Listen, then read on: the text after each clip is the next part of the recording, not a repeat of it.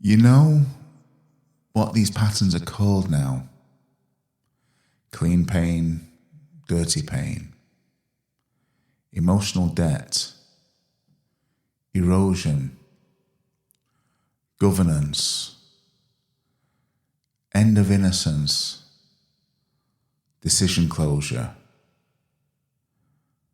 You have the names.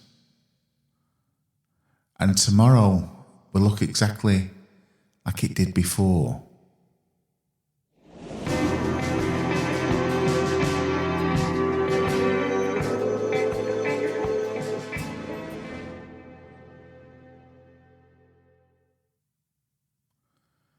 Having the language changes something. You can recognize the patterns now. Mid-sentence, mid-meeting, mid-avoidance. You don't have to think about it anymore. You can name it while it's running and still do nothing.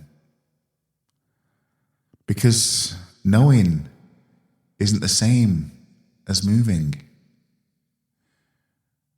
Recognition without movement is just a more sophisticated version of the same problem. This is how the vocabulary gets used. You see it in others. You name it quietly.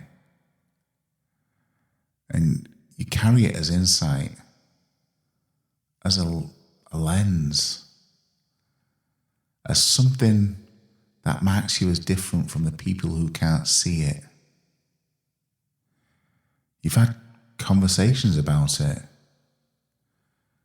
And the thing you recognized last week is still open, still running, still not closed. You're using the vocabulary as furniture.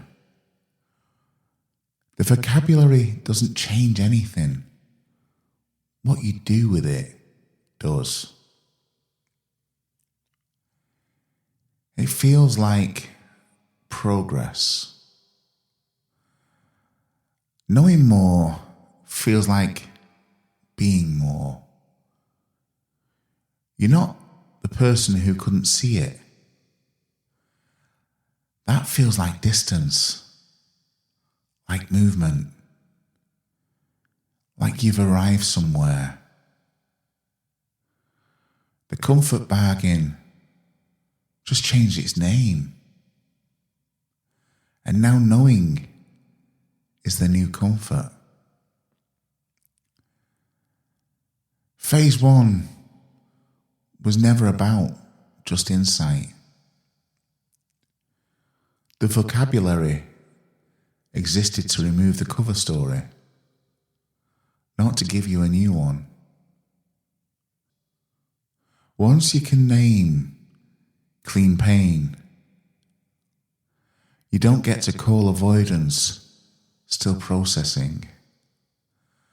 Once you can name erosion, you don't get to be surprised by what's slowly becoming true. Once you can name the comfort bargain, you can't keep making it and calling it kindness. The vocabulary is a closure tool, not a viewing platform. You were given the words so you couldn't keep on not deciding. The vocabulary doesn't let you off. It takes away the excuses. I've watched this happen. Someone learns the names. They talk about the patterns. And they share the ideas. And the loop they were running before the vocabulary is still running, just more legibly. They can describe where they're not closing it now, just more accurately than before. The description doesn't close a loop. The more accurate suffering is still suffering. Phase 1 is done. The vocabulary is complete. You have what you need to see it. You have what you need to name it. What you do with that is phase 2. And phase 2 doesn't offer more explanation, more clarity, or more language to learn. It offers more situations, more pressure, more cost, and the same question every time. Because once you see these patterns, the question isn't whether they're real. The question is whether you're going to live differently. You can't unlearn the vocabulary, which means from here, repetition is chosen. That's what phase 1 just did. The vocabulary is complete. Everything you need is already there. Clean pain, emotional debt, erosion, comfort bargain, governance, end of innocence, decision closure. That's the kit. And you still live somewhere.